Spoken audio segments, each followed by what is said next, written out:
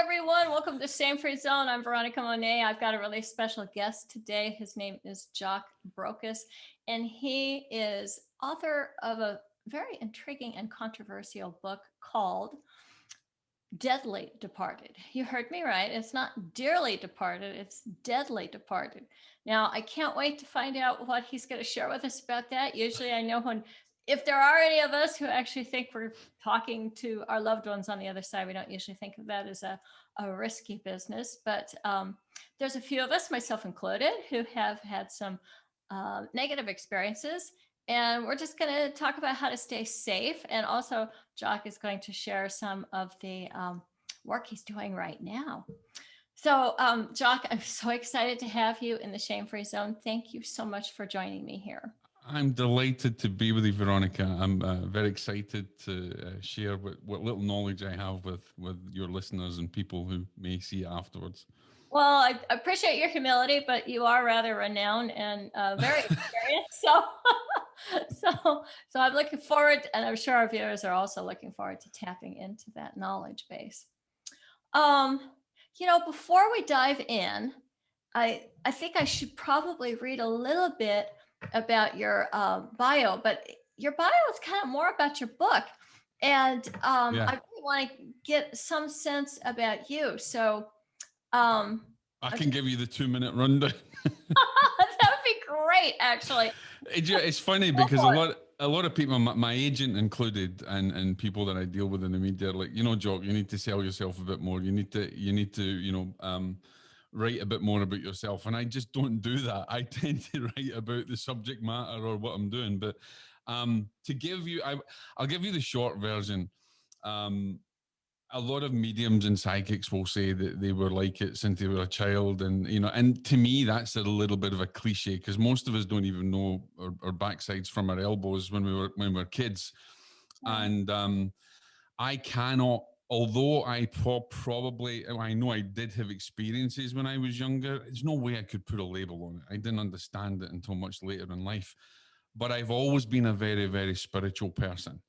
And I spent most of my youth in a monastery, because my uncle was a monk. He was a brother in the monastery. And I had massive aspirations of becoming a Catholic priest.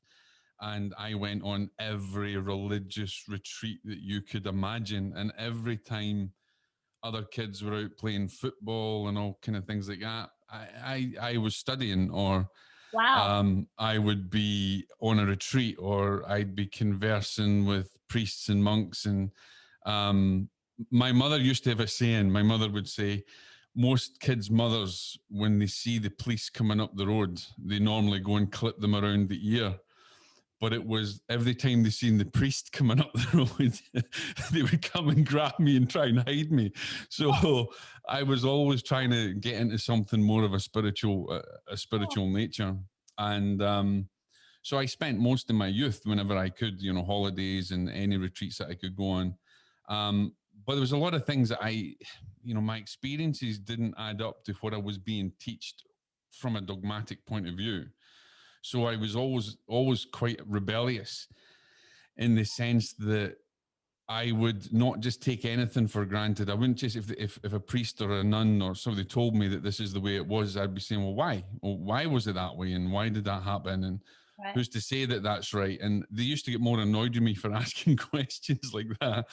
So, fast forward, there came a time when I was getting into seminary, and just before I was about to take orders to get into seminary, my uncle died, and he was the monk, and they decided that it would be more beneficial in me to not go forward with the seminary side of things. Is that because you were just such a handful? No, I think because I was very close to my uncle, and they thought that the grief would be too much for me, and I couldn't commit to the 7 years it would take, and that I should basically go out of all the studies I was doing and take some time out and come back later. So I took some time out and joined the military and became a soldier instead. Wow. I didn't see that one coming. No. Never mind. I'm not going to be a Catholic priest. I'm going to be a soldier. Yeah. A lot of people are saying, well, what was that? Was that like you just rebelling in some way? Well, not really. I mean, I I didn't know what else I wanted to do. I didn't have a great relationship with my family back home. Well, certainly on my father's side of things. And Which military was this? I was in the Royal Army Medical Corps for the British Army. Okay. So I spent my time as a paramedic. And even when I was in the army, it was interesting because when the chaplains would come and give us talks, and then they would ask for people later to stay back and talk with them, Right. there would be like me and only me that would stay back, and all the other guys would disappear, and I would have comfort. So I was always kind of drawn mainly to the spiritual side. I always looked at a spiritual solution or spirituality in my life. And So you were okay with death? yeah, I had a lot of experiences. I mean, I saw my first, if you like, my first ghost when I was in the monastery, who actually happened to be a priest that had passed on in the 17th century. And you know, there come a time where I was then lectured that I shouldn't dabble in that sort of thing, and that, you know, even though it might have been a good spirit, and you know, and showing me pictures or who this was, I was able to point out the person that was, you know, it was confirmed that they had passed on in like 1700 and something, Right. and then that was from their archives, and then I'd have the whole big, you know, don't dabble with the other side, you know, don't dabble. And that's the wrong thing to tell me, because I'm going to, I told you I was rebellious when I was in it when I was young. So I was like, well, why not dabble on the other side? Well, this is something I need to know.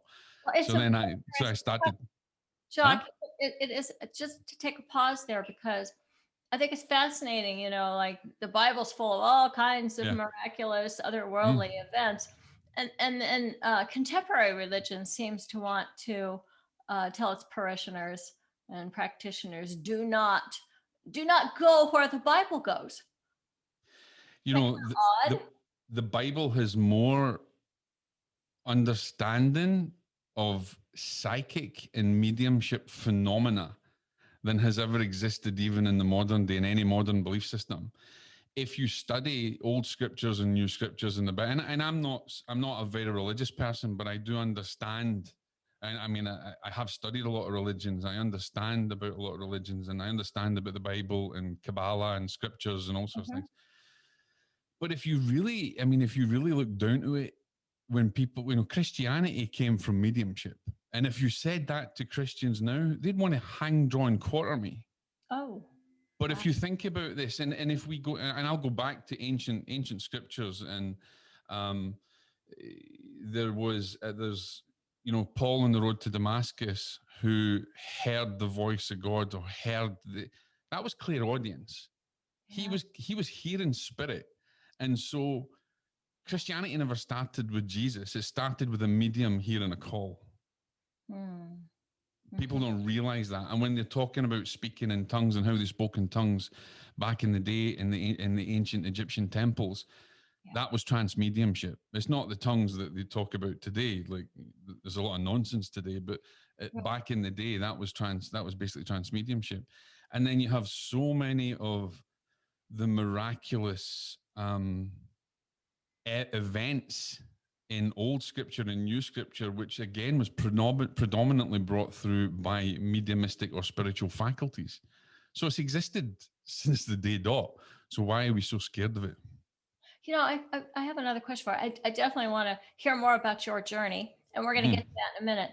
But is this just such a fascinating area of exploration? My grandfather was actually expelled from a Pentecostal church which believed in speaking in tongues, because he started speaking in tongues and kept doing it for like a week or two. And so then they accused him of being possessed by a demon, and they kicked him out of their church. I'm just wondering. I was only not born when this happened, so I don't have a lot of personal relationship to it. It's just something my mother told me. Yeah. That apparently around this time there was also some levitating of Bibles, and so anyway, he got kicked out of the Assembly of God Church, and I'm just it's fascinating. They will do speaking in tongues, but then if it goes quote unquote too far, you're out. Absolutely. And I think because it challenges the very political structure of what the church is about. Mm. and also challenges. You've got to remember there's a great deal of churches in the world at the moment are more a business than they are a vocation. Yeah. And that becomes a sad fact of it.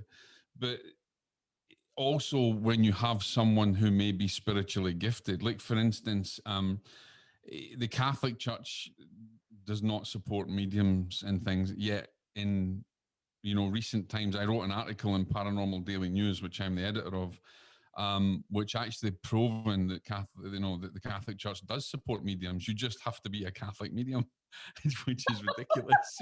you know, and if you go, there's an ancient book. It's called the Didache, and it was back in the 12th century, 11th, 12th century, I believe. I don't know the exact dates, but it's in my files. And the Didache was like, if I can put it in layman terms, the Didache was a handbook, if you like, of the rules and regulations of being a disciple and being a Christian. And there is a great deal of misunderstanding when you go back and read some of these old things, that they never once said that mediumship or talking with spirit was evil. They maintained that conjuring spirits and divination was frowned upon, was evil. And the reality is that's the same in the modern day. Even from my perspective, you don't conjure spirits, you don't ask them. Oh, And say more about that. What does that mean? What do you mean when you say you don't conjure spirits? okay, so I'll give you a very simple example. So if someone was coming to me, if a family was coming to me through grief and they were looking for a sit-in or something, or I was being called into, we'll take that example before I go into the haunting example, but Okay. I wouldn't sit and then just ask any spirit to come to me. I wouldn't call out the names or anything. I would just make myself an open vessel, because the spirit world is highly intelligent, way beyond ourselves, and they know that there's a date, if you like. There's been a date that's been set up, and so if it's possible and that spirit's going to come through and communicate, or your guide is going to bring through that spirit, then that's going to happen. You're not going to conjure them. You're not going to call them up. You're not going to use ritualistic methods to call upon the spirit. And if we take it in another example for maybe I would go into a haunting case. Yes. And we'll take the example of a paranormal team, and then somebody like me that goes in. The paranormal team, or even the people who are facing spiritual subjugation, will call out to the spirits, is there anybody there?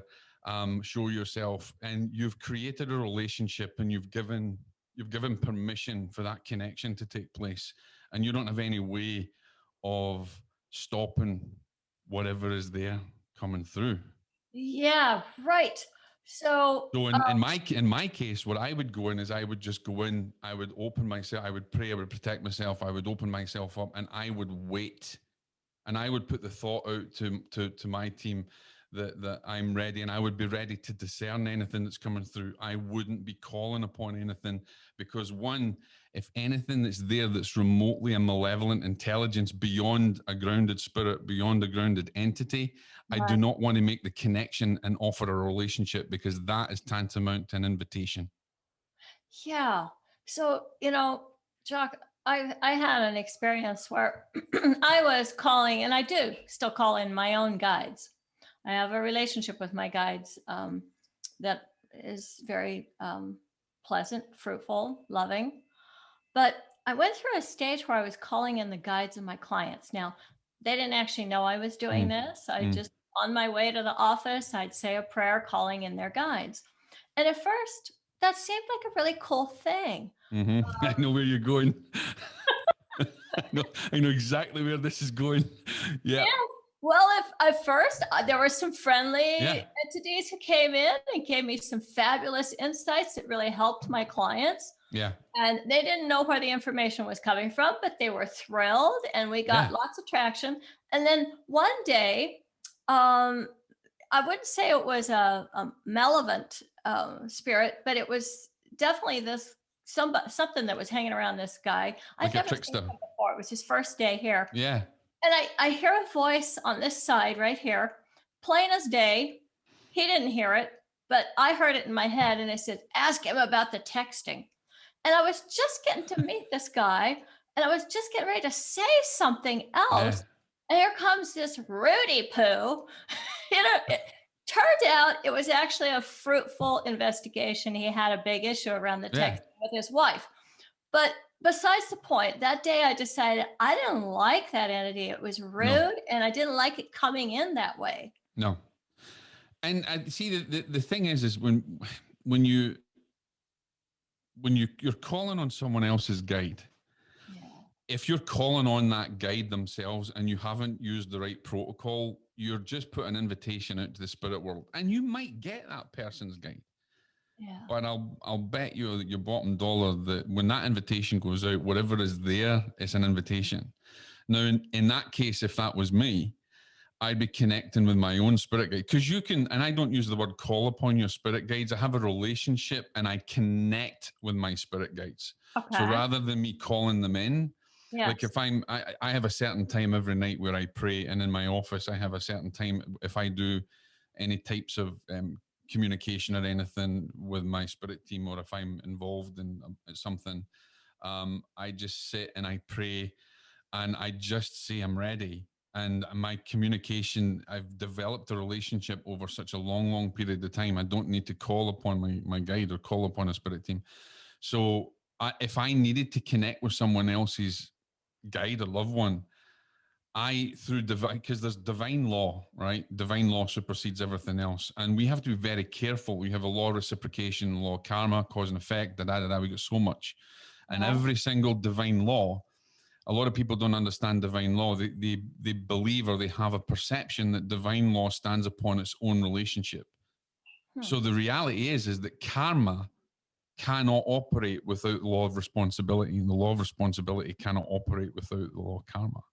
Hmm. So every law in divinity has a divine relationship. So in building my divine relationship, if I needed to communicate it to that extent externally to my spirit team, I would ask them to make the connection, or for them to go and get the right guide, or to Ah, communicate with a higher self, or to have permission, because we have responsibility in this world, right. but we have dual responsibility on the other world.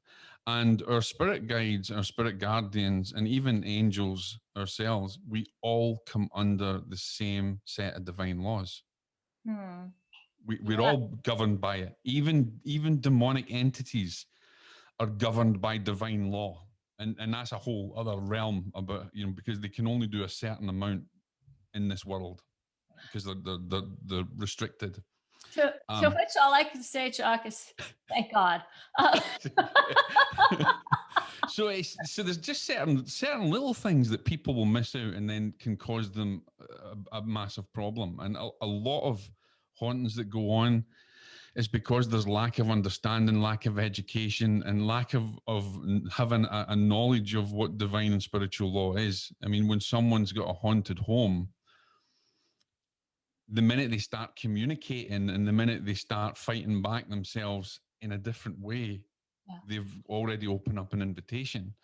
So as long as you understand that with your guide at your time, if you had connected and just opened and had that relationship and says, if you can connect with, the guide of this ABC person, in order that we can get information for the highest good possible, always keeping the vibration really high, Uh-huh. um, then you're going to be in a much better footing. And this brings in an interesting concept, because a lot of people will say, but I pray for divine protection.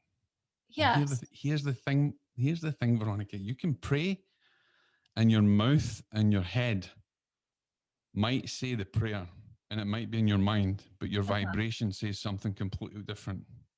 Oh, So when some people say, but I pray for the white light of protection to surround us, yes. that's not enough. If you don't understand how to pray and how to blend that divine power in all aspects of mind, body, and soul, vibration, spiritual vibration, everything, there's a good chance that that prayer won't even reach. It's a good chance that if you just, it's like when you read a book or you read something, you can read it out and you can just say words, and words have no power unless they've got emotion behind it, and how Yeah. you accept that emotion. And So, word, Jock, this is the shame-free zone. yeah, And one of the things that I noticed, almost everybody has had some kind of paranormal experience in their yeah, life. At the yep, very least, knowing who mm-hmm, was on the other end of that ringing telephone. mm, Or so, a lot of people have known when a loved one had died. yeah, And so one of the reasons that I wanted to bring this conversation to the shame-free yeah, zone was to bring this out in the open so people don't feel ashamed or frightened of what's happening to them. And mm, I always like to model that shame-free paradigm. So I'd like to share with you yeah, um, some experiences that I had and maybe get your brilliant, yeah, expert insight into it. mm-hmm, When I was doing enormous quantities of cocaine, this is back when I was like between the ages of mm-hmm, 23 and 25, mm. lots of cocaine, some crystal meth too, and lots Wow, of alcohol. So very powerful drugs. mm-hmm, And I got to this point in those 2 short years. It was amazing how fast it took me down. mm, And there was I started to be haunted. There was some kind of a spirit that would pass over me when I was taking a shower. And there was mm, a disembodied set of green eyes that mm-hmm, showed up when I was in the bathroom. mm-hmm, And I was terrified.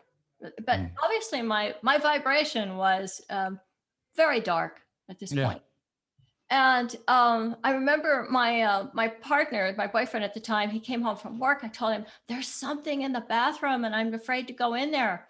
And he yeah, walks in and he says, get out of here. This isn't your house. Then he comes back out and he says, green eyes, right? And I said, I didn't tell you that. So I was totally freaked out. And shortly after that, thank God, I got sober in a 12-step program. So at first, it felt like I was free, that mm, that wasn't going to be there. And part of the 12-step recovery program that I was into was about daily and sometimes multiple times a day prayer.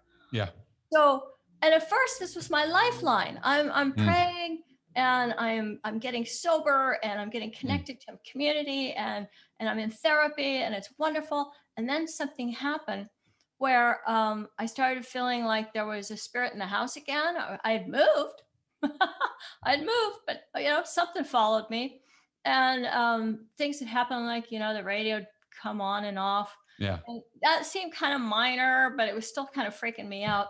yeah, And and then it got to the point when I'd close my eyes to pray, I would see demons, and yeah, that flipped me out. Fortunately, there was a man in the 12-step program who took me to see, and you're going to get a kick out of this. He was a defrocked Catholic priest. all right, yeah, Um, I know a few of them. Right, yeah, yeah, but it's amazing. I go to his apartment, and yeah, he's very gay. And he's got the robes, he's got the holy water, he's got yeah, the Latin, he's got the incense, he does all this ritual. I close my eyes to pray, and I just see ribbons of yellow. And I go, what is yeah, that? And he goes, that's healing. And you know something? Whatever that was, whatever that yeah, happened, I was able to pray after that. So yeah. I'd love to get your expert insight into this. Well, I'm going to work from the beginning point of the choice that you made to take the drugs and to take the hard drugs. Yes. You undoubtedly had a spirit attachment, or you could have had multiple spirit attachments. Whether you had a demon at the first point, I doubt that, but I think you were very close to it. You possibly could have been getting into an oppressive and an obsessive stage, because what actually happens is when you take drugs, and it's another thing why I don't even do readings or sittings. If I have a one bit of alcohol, it's no, I don't touch nothing, because I'm a target, because of the type of work that I do and the fact that I educate people against the dark side. Right. Go figure. I got a bullseye on my back. So, and I've had a lot of experiences. So what happens is when you take these drugs, whilst they're working in your physiological and your biological system, what people don't understand is they're also working in your spiritual system. They're reducing the vibration Yeah. around you. So you're creating an opportunity for anything to get in. And of course, let's go back to spiritual law. The law of like attracts like. You're going to vibrate at a certain resonance, and that resonance is going to be low because you're on drugs and you're in that environment and you're around that negativity. Spiritual law, you're going to attract the negative type forces. Now, what could happen in your case, and you're very lucky that you knew the defrocked priest and stuff like that, is I have a term that I nickname, I think I wrote about it in my book, called the piggyback spirit. A piggyback spirit is like when a more stronger, powerful entity, whether it be a demonic entity or however the malevolent intelligence manifests itself, can actually cling to the spirit of another person on the other side and subjugate that spirit, which is connected to you. Therefore, you have like a stepping stone across the river into the next place.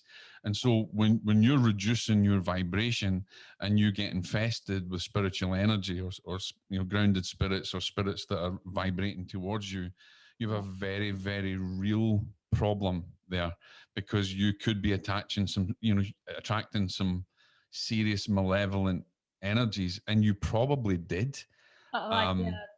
It was terrifying. Yeah, and you probably went through an awful lot that I don't know of, that will you'll come to at some point and teach others about it. But what actually happens is then you start to become oppressed, and you get oppressive energy around you. Then you get obsessed, and the whole idea is to take over your mind, your body, not so much your soul. You can't take over your soul unless you give it willingly, but your mind and body, and get control of the faculties there. And you obviously had someone looking after you to not allow it to go that far. One quick question about that. Did disembodied green eyes, when they showed up, and I was at probably one of my lowest points. Absolutely. So yeah, just a few months. Dark Nights of the Soul. It felt like it was fading off of me. Does that make any sense? Yeah. So what they're doing is once they get into your energy, they're going to feed off every potential possible piece of energy you can give them. Well, what's in it for them? That's one thing I don't understand. They get stronger. What happens if you eat and you what happens if you eat and you train at the gym? You lose weight, you get stronger, don't you? Yeah. And if you don't eat and you don't drink water, you waste away. Right. So when you're giving yourself good nutrition and you're filling yourself with good things, or even imagine it like a plant. You plant a seed, Veronica, right? Yeah. And if you sow that seed and you show it love and you feed it, it's going to grow strong. It's going to grow into a beautiful tree or a beautiful flower. But if you feed it with negativity, it's going to wilt, it's going to die, it's going to be fed with nothing, it's not going to go. So at the end of the day, this negative force is feeding off you because it's getting stronger. The stronger it is, the more hold that it gets over you. So ultimately, it can either cause you to take your own life and cross over, which happens a lot in suicide. Yeah. Or it can get into your life in another way so that it affects many other people as well as you. So when you reduce your vibration and you dabble in these things and you open the doorway, once that doorway is open, that's it. And even though you went through it, I mean, I hate to say this, but you're marked. You have to be on your toes all the time. So you have to, you now have a very spiritual outlook to life. You have a very spiritual way of doing things. So you're keeping yourself energized and healthy. Yeah. And you're keeping that way. But the minute, if you drop down that one little minute, it's like they've branded you already. It wouldn't take long for something like that to get hold of you again. And this is what happens with a lot of people. They don't realize. I had a case from a police officer who had dabbled with Ouija boards 9 years before, and it only started manifesting 9 years later. Oh, wow. And it really was bad. Manifesting for this police officer? He had developed a fascination when he was younger, just before he'd gone into the force, and he dabbled in the Ouija board and seances, that kind of thing. Right. And nothing happened, didn't think anything of it. Okay. Then later on in life, certain things started to happen. He got into a new home. That new home was an older home, which obviously had some form of energy and things that was there that they created in his interest. He basically was talking to other people about it. He opened the door again. He was getting more into the things that he shouldn't be. There was an interest in it, the ghost hunters and all this kind of stuff. Yeah. And he was sitting with his friends in his house and by the pool, who were all skeptical. And Yes. his phone came flying across their head and smashed against the wall. Oh, wow. The thing is that his phone was locked in the tactical bag. Oh my gosh. So it kind of, and so he looked into getting help and everything I'll else. bet he did.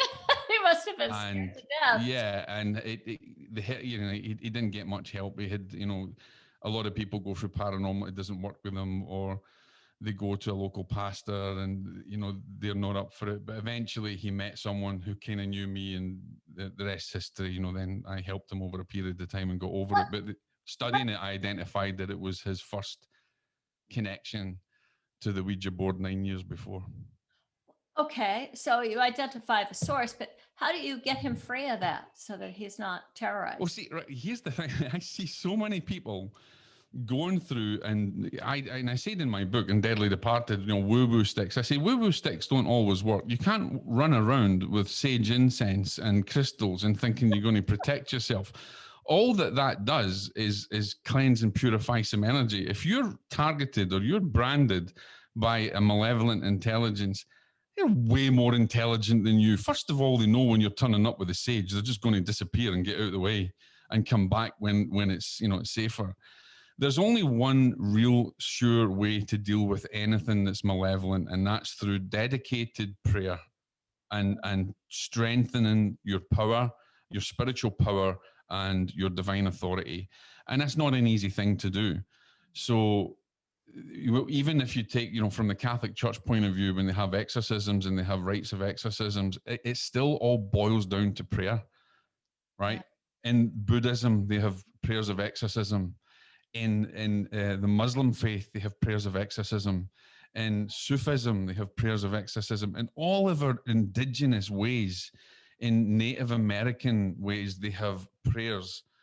It's prayer that deals with it, because the prayer changes the polarity. It changes the whole, the energy and everything that's around it. And people just don't know how to pray. And even when I deal with a case, it's mainly to do with prayer. And yes, it's bringing all your spiritual faculties together, and it takes, it's taken many, many years to develop a power of discernment to be able to deal with that. So running around and, we have holy water and the salt and things that you can do. It's only a Band-Aid. The only way you can put the Band-Aid on temporarily, the only way to deal with anything is through prayer. And if you look at one of the worst cases in history, the Demon of Brownsville Road, Bob, who's a friend of mine, I actually interviewed him in my other podcast. He went through one of the worst haunting cases going, and then there was all sorts of priests and people, but eventually he'll tell you himself, it was prayer that got them through it. It's prayer that gets them all through it. Part of my life, that's for sure. And I often feel that I am, I start my day off with a prayer where I'm really aligning myself with a concept that I call God. I'm not a religious person either, by the way, but and it feels like an insurance policy to me in some way. That's good. I like that. I can just see.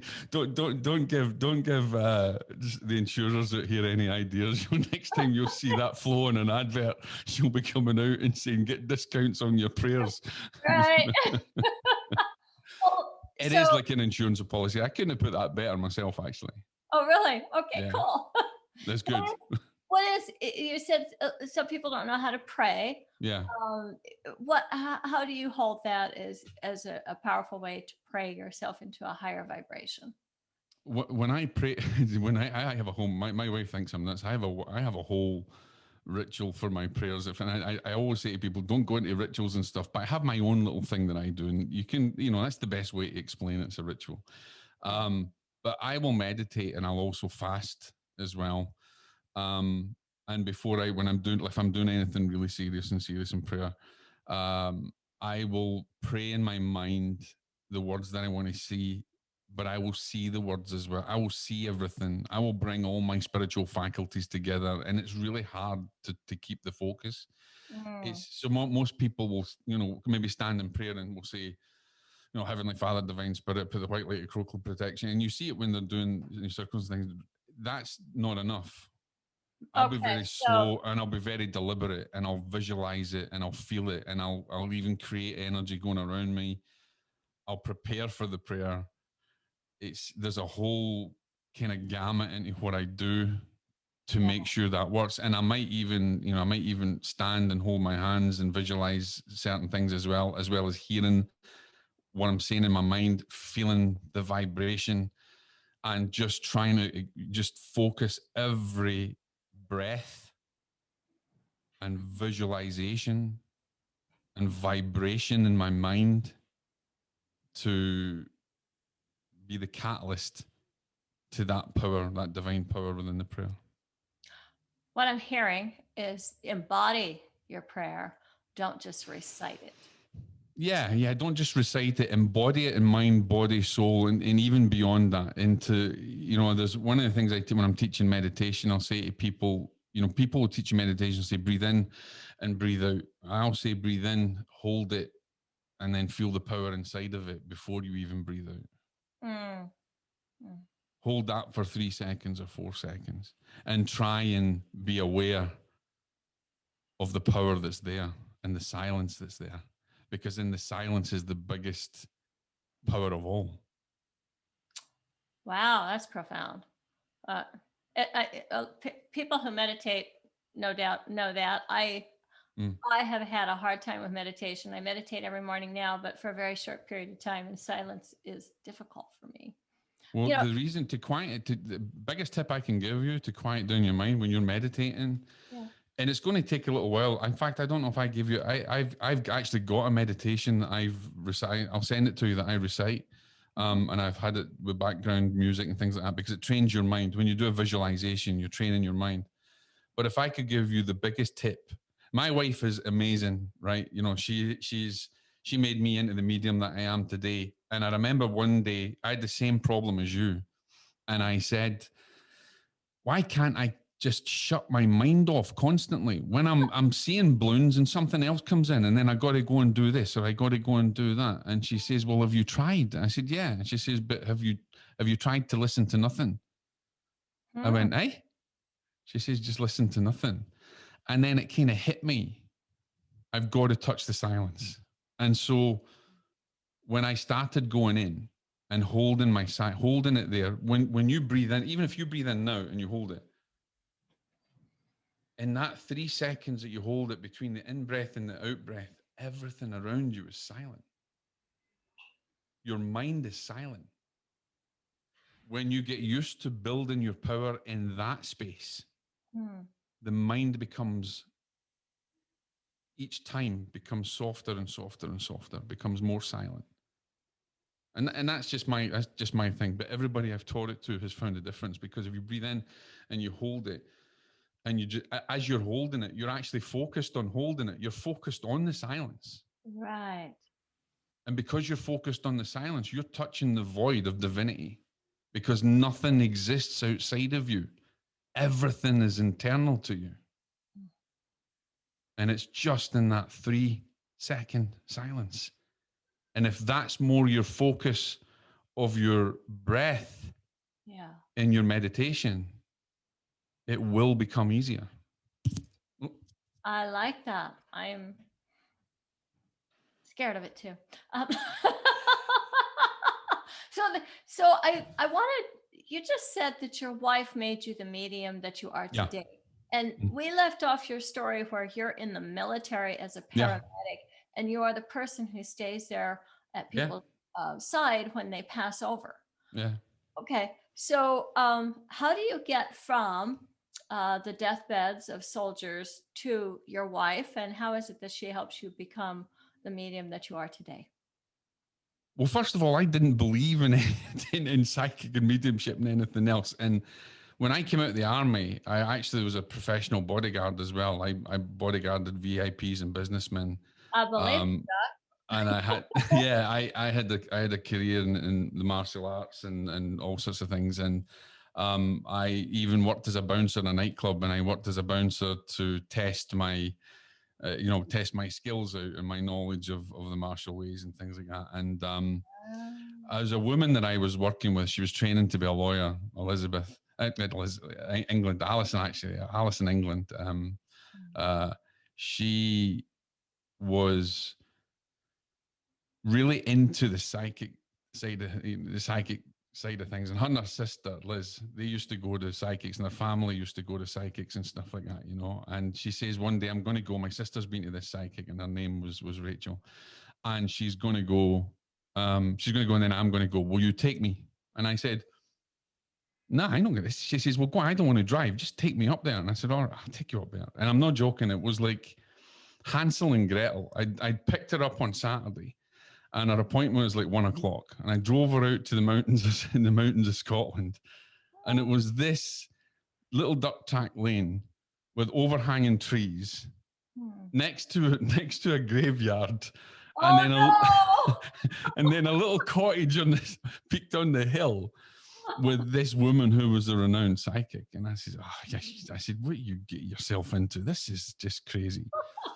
So she went in and she came out, and she was amazed with everything. And the woman says, no, you come in. And I said, I'm not coming in. I'm not paying you nothing. I'm not getting in for this.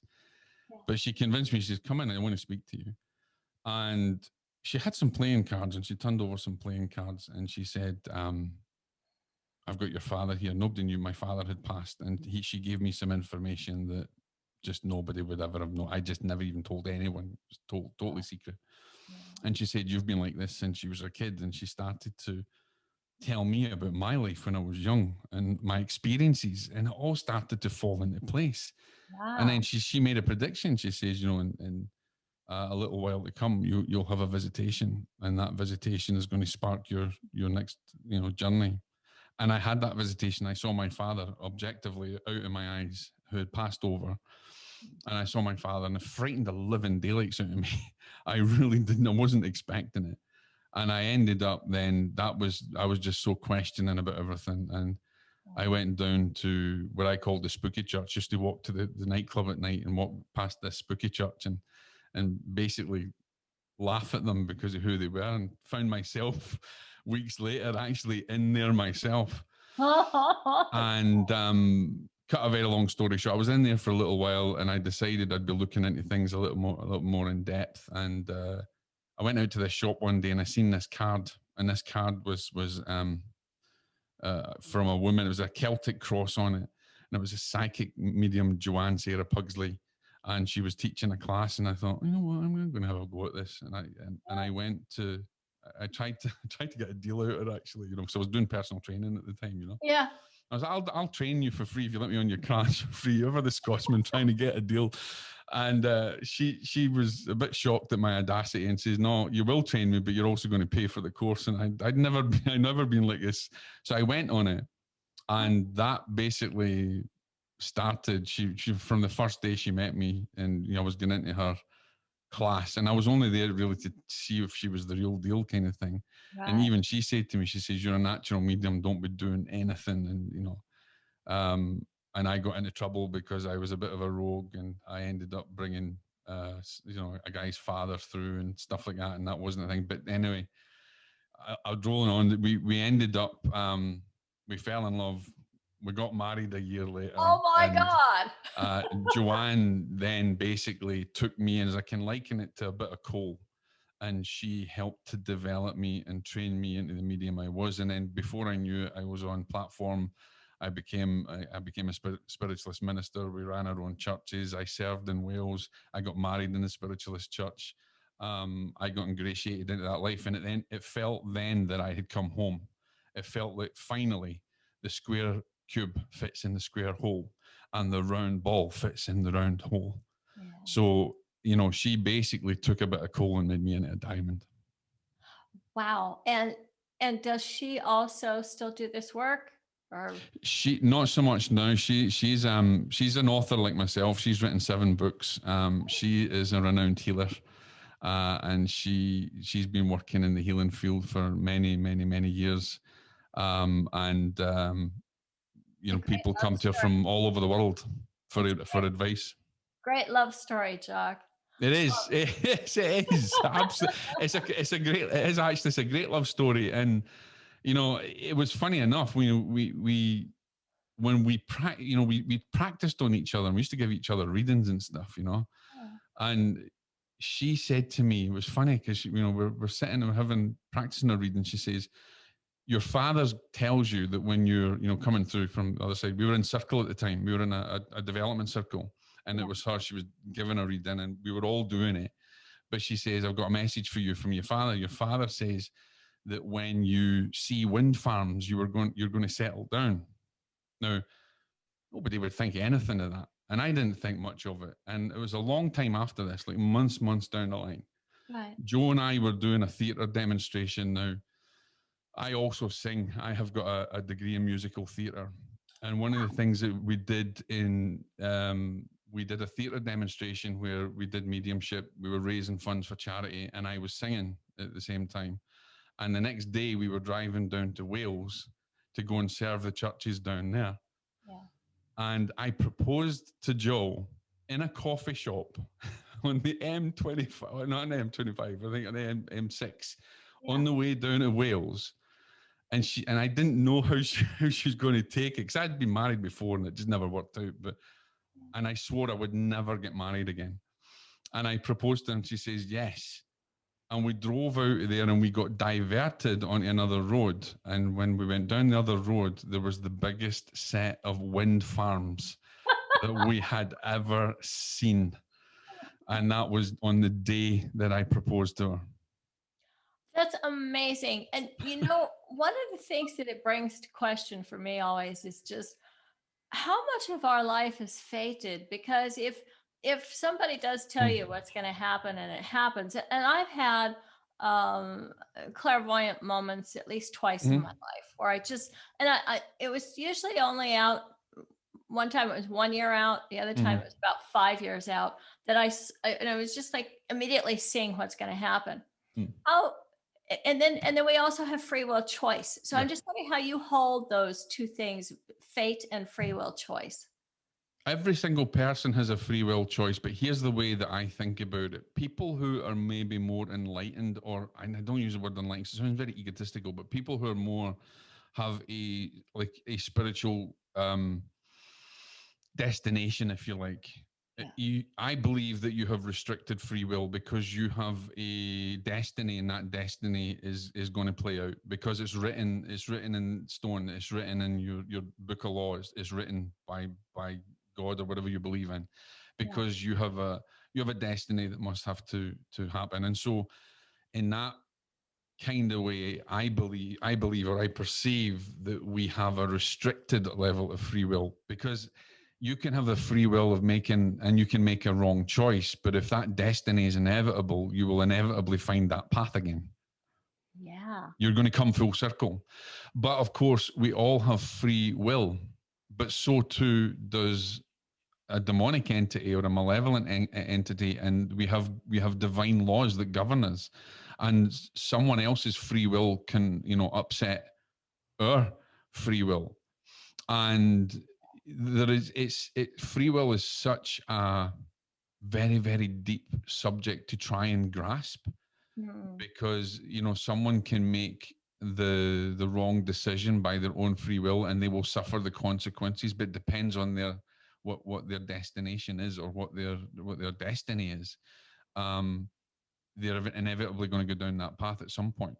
And so I think there's an element that we have restricted, but then people that are maybe not as awoken, not as don't have as much of a spiritual destiny or vibration in that way, then they may have maybe early on in their lifetimes, and it could be that their free will is what's learning, helping them to develop now, and they can make the right choices or the wrong choices, and that wrong choice will obviously bring spiritual law into effect.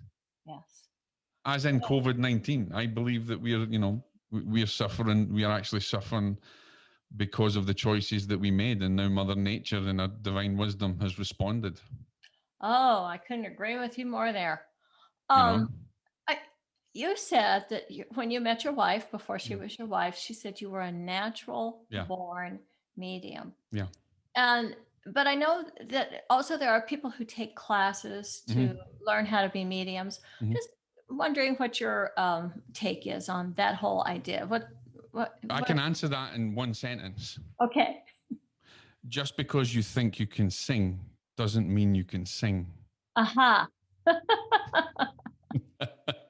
So the reality is that every single one of us have spiritual awareness. We have spiritual authority. We're under divine law. Nothing separates us from one another. We all have spiritual powers within us. We all have the mechanics of the spiritual tools within us. But some people are more adept at using those tools than others. And that may be part of their destiny. I can take people and teach them to connect to the spirit world, but doesn't necessarily mean they're going to have discernment. I can take a lawyer who's totally skeptical and teach him how to read energy. It doesn't mean he's going to be a medium. And it means that he might only have the capacity for just that amount of time.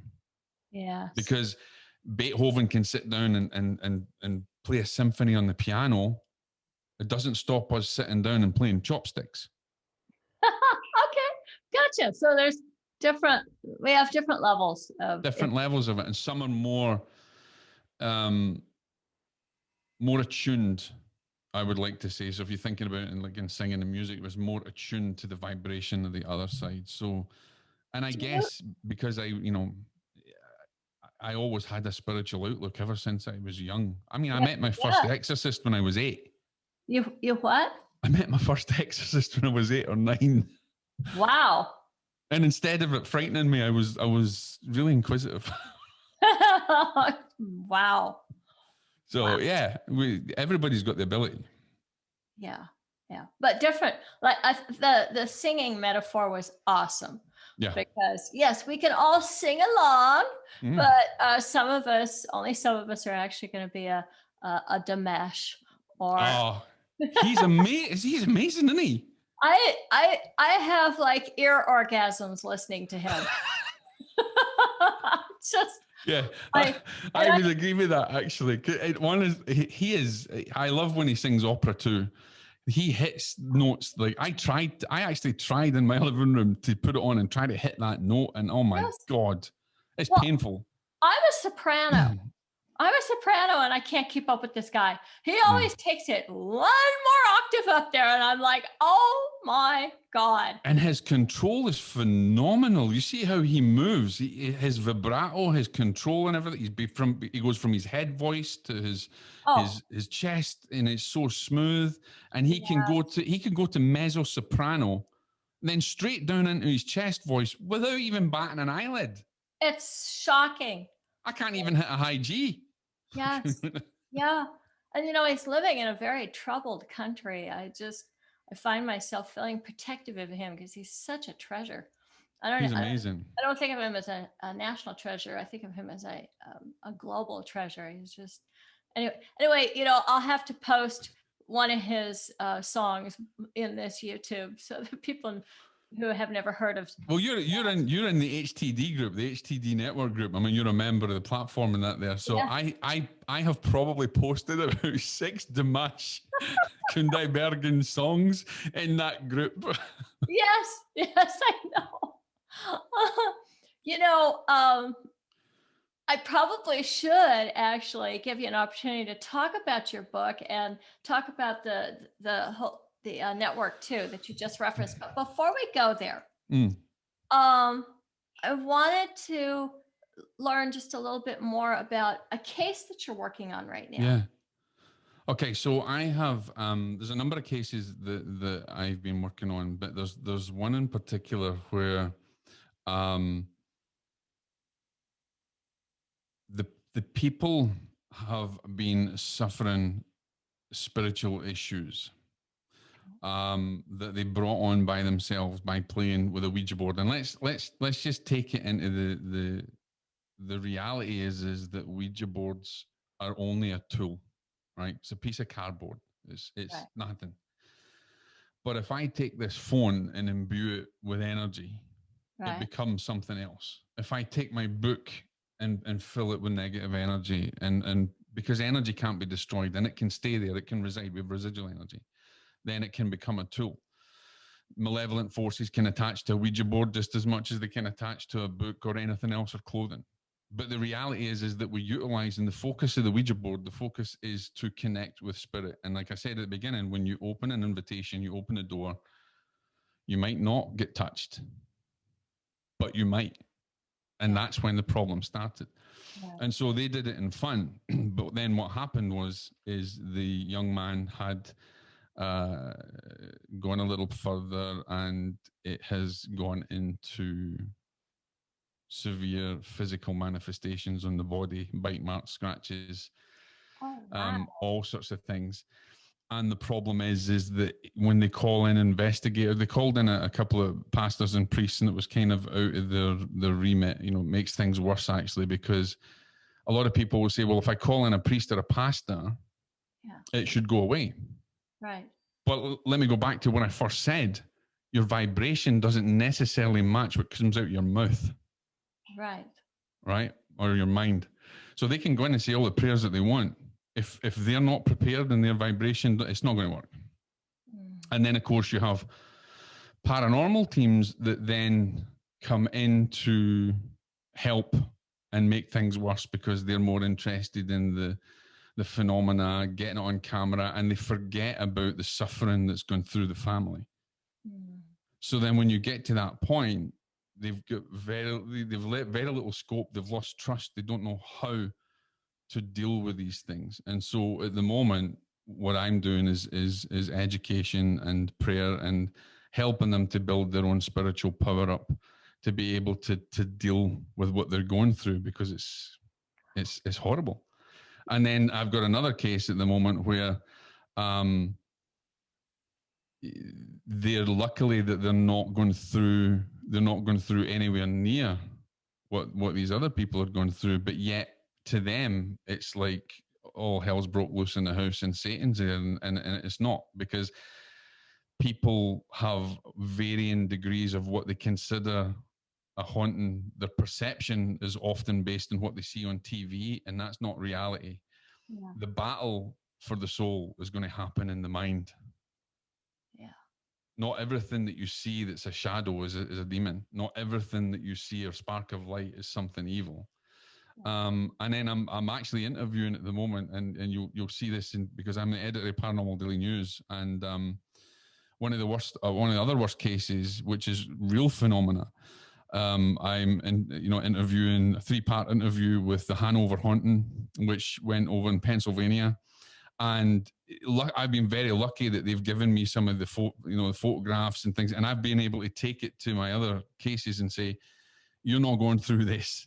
Praise God that you're not going through this, because if you were going through this, it would be, so you need to bring things into a level of understanding. You're not going through this. Now, if you read the book on the Hanover haunting, which is a phenomenal book written by Joni Minahan, who is going to be working with our organization as well. Tom and Deanna Simpson went through hell on earth. I mean, they had news teams go in from Fox 23 that were actually scratched or bitten. They had phenomena that happened live on film. So you have to realize what is real and what is false perception. And most people that go through hauntings is false perception. But there's a few cases where, like the case with the young lad, it's real, and they're going to go through this for a while until things change, because a lot of people have made it worse. And then you've got the case on Hanover where, they were destroyed by the paranormal community, and they were on haunting TV, and they're a lovely couple. I really, really like them, respect them, and they've given me basically carte blanche to write about the haunting in our magazine, plus also a debut that we're doing for a paranormal magazine in Australia, New Dawn magazine. And they've given me a lot of the images and the stuff that they had from that phenomena, and it is just nowhere near what a lot of people go through and what they claim is a haunting. So it might sound cool to live in a haunted house, but you really, really don't want that.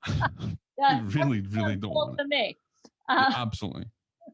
so, so what I'm hearing is that you help people build up their spiritual power, Mm. and in some ways, it's like you're still a martial arts um, Yeah. trainer. I'm still a spiritual warrior, and I do other things to help remove problems in energy and problems in homes or spirits in homes, and I use my mediumistic abilities with that, and my spirit team that I've developed a very long-standing relationship with. So I help. I would say out of 100 cases that could come to me, there's probably only 2 or 3, or maybe only just 2 that are real and warrant some serious help. But Mm. I'm inundated with requests constantly, and 99% of the requests don't actually matter. There's nothing there. What would you say Um, that those 99%, is it most of it fear? Ignorance. It's fear and ignorance, and not understanding how spiritual laws, mechanics work, that kind of thing, and that 99% of the phenomena that they're claiming has a scientific basis for what they're experiencing. I always look at the science. Yeah.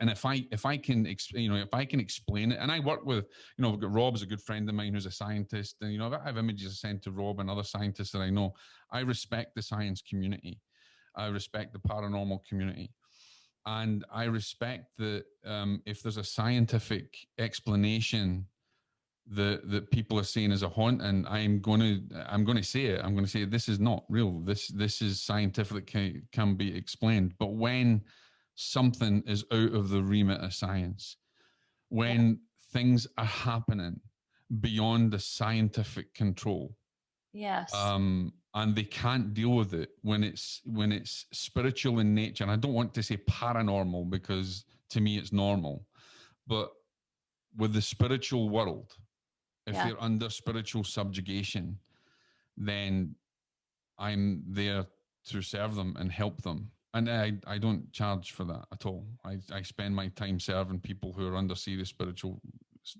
attack or spiritual subjugation, to help them. And if I have to go and visit a place, then I will do.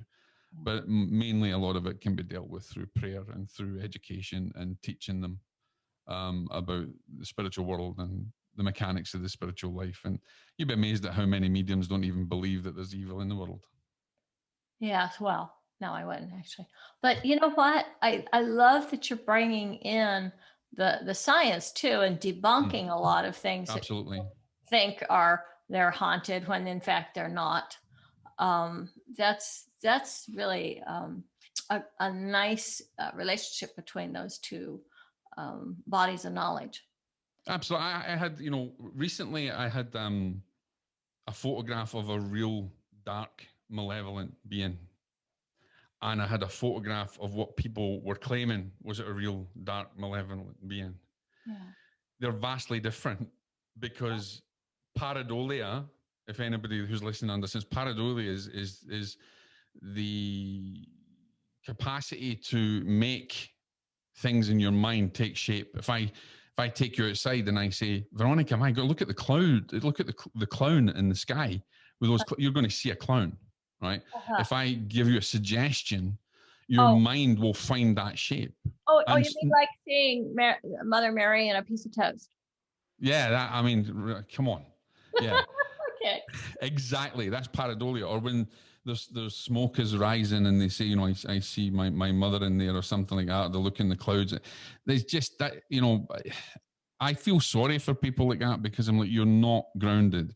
And the actual fact is, while you're putting all your time and your effort into seeing that in the clouds or that in the smoke, your mother, who you lost probably 6 months ago, is standing right behind you, trying to communicate with you, is already communicating, and you're losing the connection on false perception.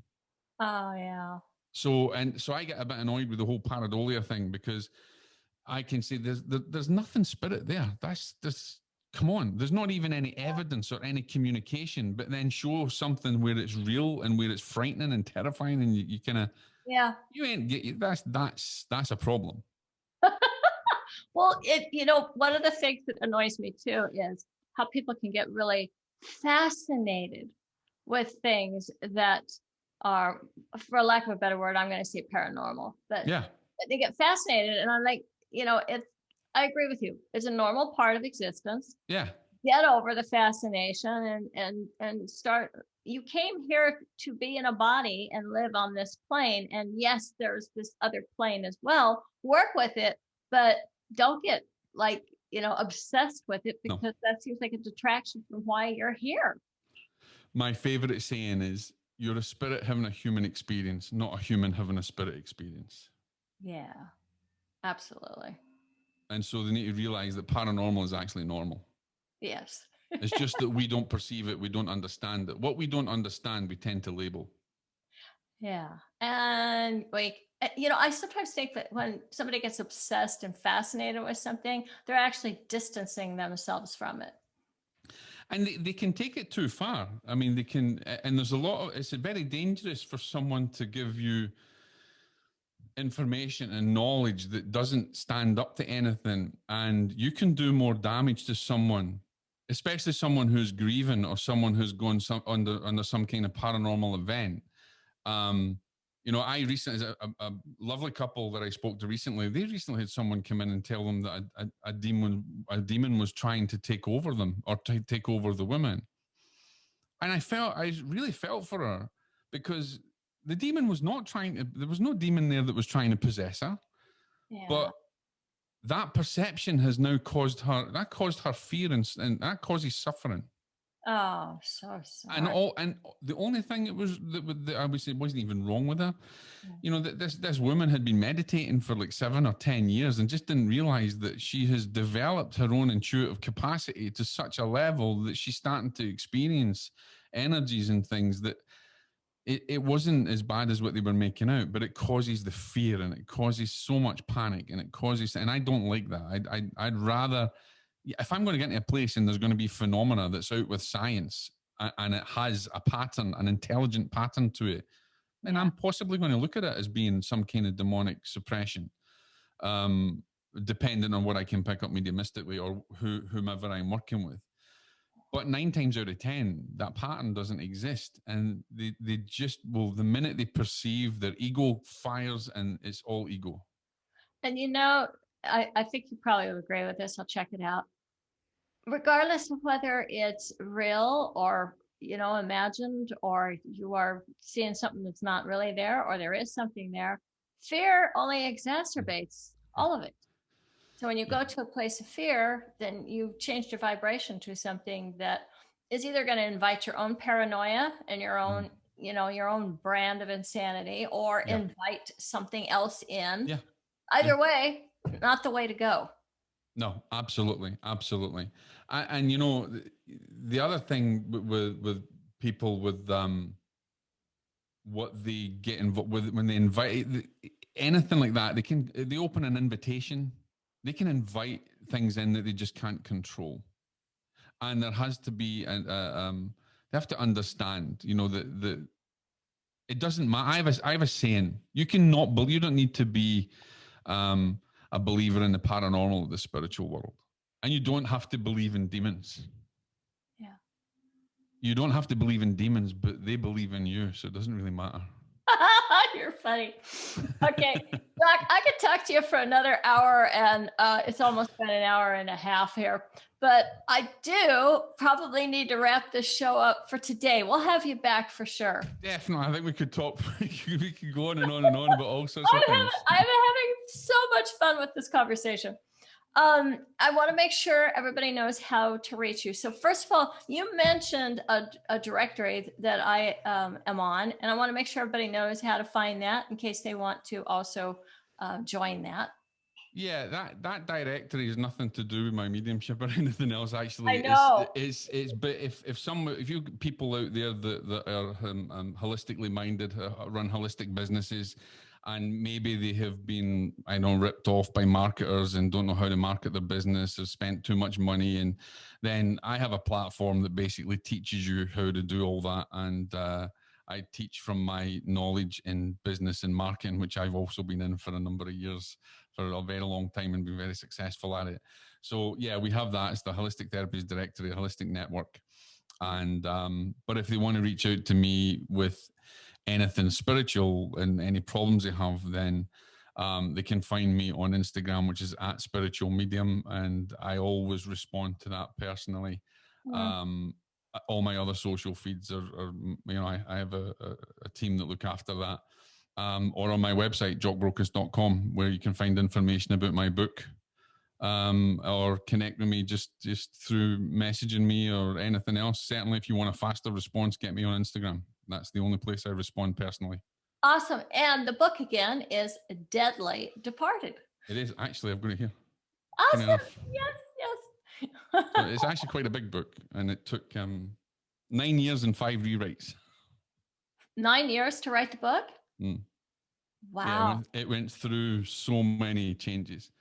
Yeah. In 5 years. Well, you know something, I feel better now because I've been working on a book for over a year. And I was my first book, I was under contract with a major publisher. I cranked it out in 4 months. Wow. So, and now I've been like a year and a half on this book, and I'm like, what's going on? Do you know I made a mistake? I got because I've never self-published. All my books have been published with publishers like yourself. Yeah. And I got a deal with one publisher, and then I got a deal with another publisher, and they asked me to write the books, and I wrote 2. I'll never do it again because I sent in the manuscript, Veronica, right? And I think chapter 9 from one book was in the wrong book, and chapter 3 from one book was in the wrong book, and the editor came back and says, "What is this drivel about?" I was like, "Oh no, I've done the wrong things. I'll never do that again." So, but and I had this was initially under a different name, and this was set up with another major publisher, but we came to an understanding because I wouldn't do what they would want to do at the time. It's tough. They wanted to change the book. They always want to do that. No, I didn't get to choose the title of my book or the cover. It's Anyway, that's another show, John. That's another show. It is absolutely, yeah. I'm sending you a big virtual hug. Thanks for everything. And you, Veronica. It's been awesome. Just wonderful to connect with you today. And we'll do this again. Definitely. Thank you for having me. God bless everybody.